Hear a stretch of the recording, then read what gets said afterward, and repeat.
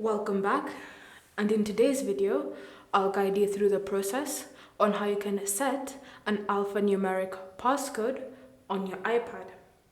So the first step is to open settings, and in settings scroll and select Face ID and Passcode.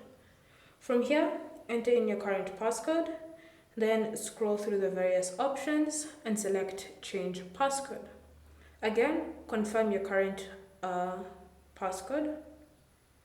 Then you should see this option labeled Passcode Options. Tap on it, then select select Custom Alphanumeric Code, and then enter in your new passcode.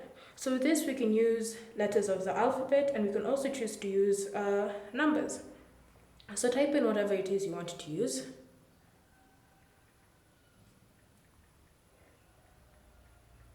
Then once you've typed it in, select Done, then verify your new passcode. Once it's been verified,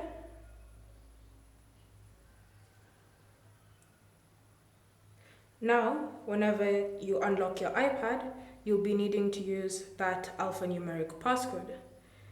Thank you for watching. If you have any questions or comments, leave them down below and we'll get back to you.